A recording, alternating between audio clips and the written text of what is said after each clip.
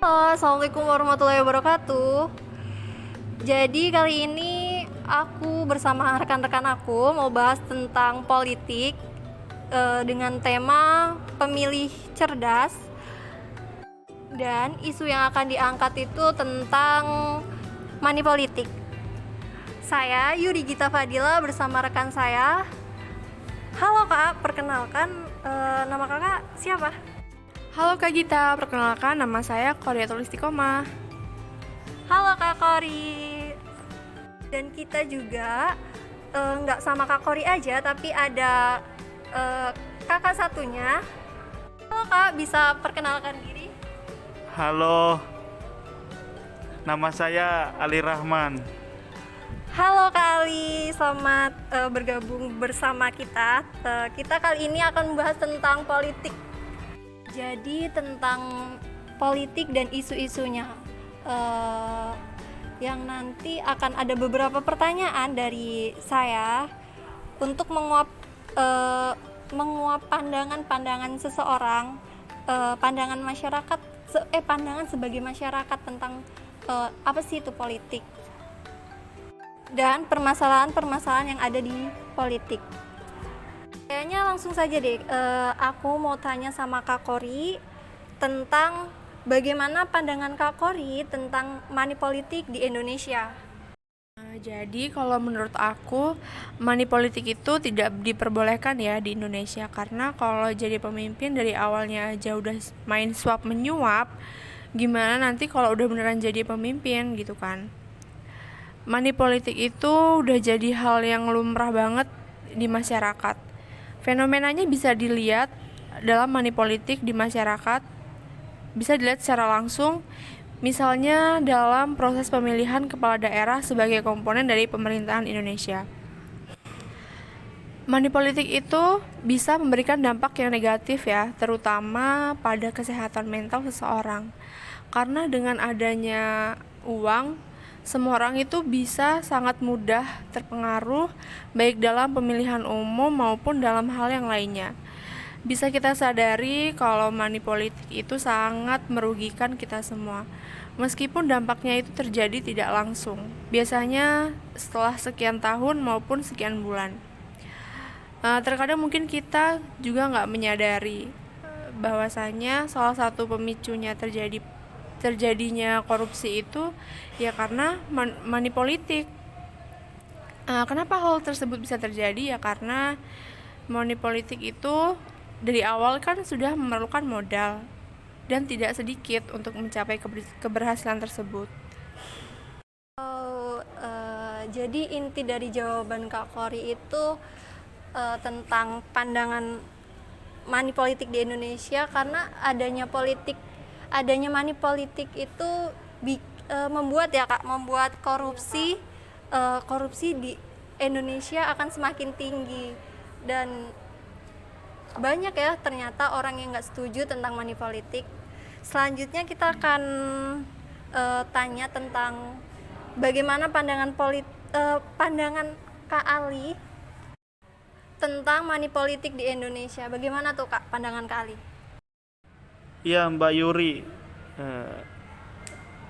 Jadi kalau pandangan saya terhadap money politik di Indonesia itu, yang pertama ini perlu kita pahami, money politik itu atau biasa kita sebut dengan jual beli suara ya, yang pada dasarnya adalah membeli kedaulatan rakyat dengan menjanjikan uang atau materi yang lain yang dapat bernilai uang untuk mempengaruhi para calon pemilih. Nah,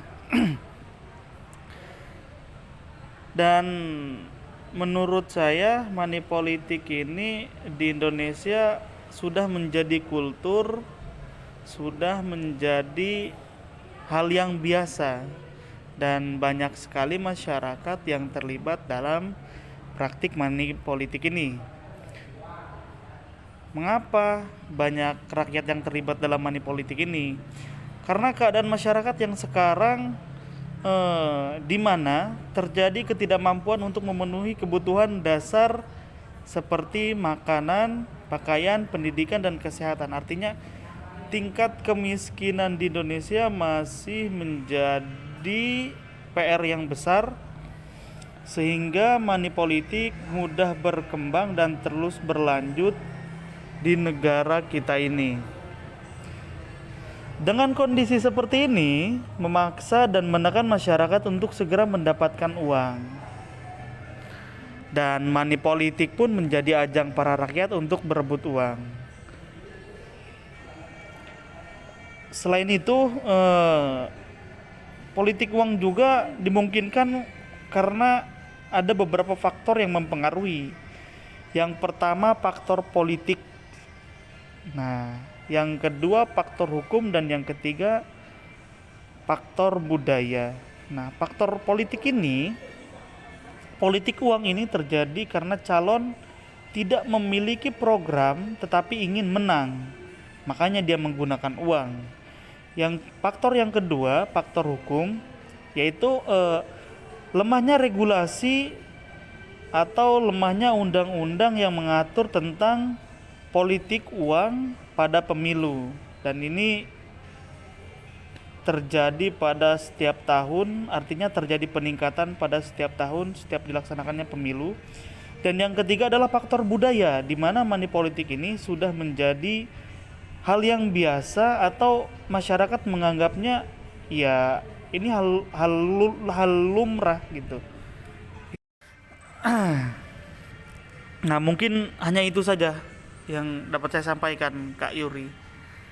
Oh iya iya iya. Oke, terima kasih Kak Ali. Jadi money politik itu menurut Kak Ali itu seperti kayak jual beli suara, iya nggak Kak? Ya, kurang lebih seperti itu. Iya iya ya. Oke, lanjut ke pertanyaan kedua ya. Kalau bagaimana sih pandangan psikologi tentang money politik? Menurut Kak Ali gimana tuh? Iya, Kak Yuri. Jadi pandangan psikologi terhadap praktik money politik itu sebenarnya tidak ada teori yang menjelaskan secara spesifik ya. Hanya saja saya akan memberikan sedikit pandangan bahwasanya karena praktik money politik ini marak terjadi di masyarakat dan terjadi dalam kurun waktu yang cukup lama, sehingga ini bisa menjadi atau bisa membentuk persepsi masyarakat terhadap money politik itu sendiri. Artinya masyarakat bisa mengiyakan kegiatan money politik tersebut, walaupun pada dasarnya seperti yang saya jelaskan di awal tadi, itu sama saja dengan membeli kedaulatan rakyat, membeli hak suara gitu kan. Nah, itu untuk sistem demokrasi di Indonesia, nah itu tidak diperbolehkan gitu, karena itu akan merusak sistem tersebut. Terus yang selanjutnya, karena money politik ini sering terjadi dan saya lihat penegakan hukumnya juga masih kurang. Nah, ini bisa menjadi sebuah budaya, bisa menjadi kultur sampai ke generasi yang selanjutnya. Ya, mungkin hanya itu pandangannya. Makasih, Kak Kori. Jadi gitu tentang pandangan psikologi tentang money politik itu sebenarnya apa ya? Nggak ada teori yang menjelaskan secara pasti, ya nggak kali? Dari tadi kita membahas tentang isu-isu money politik ya di masyarakat dan di pimpinan dan calon pemimpin. Sekarang kita membahas tentang gimana sih kriteria pemimpin yang baik, yang berkualitas, yang bisa dijadikan pemimpin untuk kita semua. Menurut Kak Kor itu gimana? Jadi, kriteria pemimpin yang aku pilih itu yang jelas nggak melakukan money politik, atau misalnya seperti bagi-bagi sembako dengan harapan mendapatkan suara dari masyarakat. Nah, pemimpin yang aku pilih itu melainkan punya rekam jejak yang baik di pemerintahan, yang sudah ada bukti nyatanya Karena selama ini kebanyakan masyarakat itu tergiur dengan adanya praktek kampanye money politik, yang sebenarnya hal tersebut tidak diperbolehkan dalam aturan berkampanye. Nah, selain itu juga, dengan adanya money politik saat berkampanye itu dikhawatirkan nantinya timbul praktik korupsi, kolusi, dan nepotisme yang berdampak bahaya untuk berkelangsungannya sebuah negara yang dipimpin oleh pemimpin yang sedari berkampanye aja udah melakukan praktik money politik. Maka dari itu, saya sebagai pemilih yang cerdas, saya anti dengan yang namanya praktik money politik. Seperti contoh misalnya bagi-bagi sembako, kaos partai, ataupun uang yang sering dianggap sebagai serangan fajar di hari pemilihan tiba. Jadi menurut Kak Kori itu kriteria pemimpin yang baik itu pemimpin yang tidak melakukan money politik intinya. Tadi kita udah nanya ke Kak Kori, sekarang gantian kita nanya ke Kak Ali tentang kriteria pemimpin seperti apa sih yang bisa disebut pemimpin yang baik dan berkualitas menurut Kak Ali. Terima kasih Kak Yuri. Jadi kriteria pemimpin yang baik dan berkualitas itu sebenarnya jawaban saya mungkin hampir sama dengan Kak Kori ya. Artinya kita melakukan menelusuri rekam jejak dari kandidat yang mencalonkan. Selain itu kita lihat juga nih visi misinya, program kerjanya seperti apa, begitu. Selain itu, nah kita sebagai mahasiswa, saya pribadi sebagai mahasiswa, jadilah pemilih yang berdaulat tanpa adanya intervensi politik oleh siapapun dan dalam bentuk apapun. Jagalah independensi pilihan politik kita sebagai pemilih untuk benar-benar memilih pemimpin yang terbaik, yang layak untuk bangsa ini. Hanya itu saja Kak Yuri. Terima kasih Kak Ali atas jawaban-jawabannya. Wah, luar biasa ya. Jadi kesimpulan dari Kak Ali itu harus dilihat dulu visi misinya, program kerja kedepannya, dan sebagai pemilih yang baik harus mempunyai independen dan tidak mau diintervensi oleh siapapun.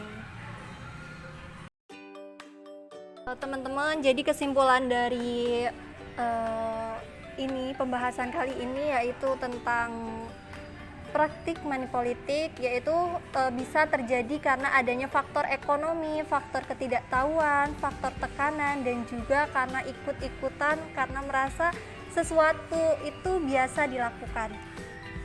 Selain itu, alasan pengetahuan tidak tahu bahwa jual beli hak suara melanggar norma-norma dan agama berkaitan dengan pola budaya suatu masyarakat. Ada indikasi kuat bahwa bagi kebanyakan masyarakat, kita baik yang miskin maupun yang berkecukupan masih merasa samar tentang kasus money politik. Saran aku, bagi partai politik hendaknya memaksimalkan fungsi-fungsi partai yang berkaitan dengan komunikasi, partisipan, dan sosialisasi untuk melakukan pendidikan politik kepada masyarakat dan tidak melakukan praktik money politik. Dan untuk masyarakat, supaya tidak mau menerima praktik money politik yang dilakukan oleh partai politik agar tidak menyesal untuk kedepannya dan tidak golput dalam pemilihan, dan juga harus peka terhadap partai politik. Jadi kita udah di ujung pembahasan. Terima kasih untuk teman-teman yang udah berpartisipasi, untuk Kak Kori dan Kak Ali.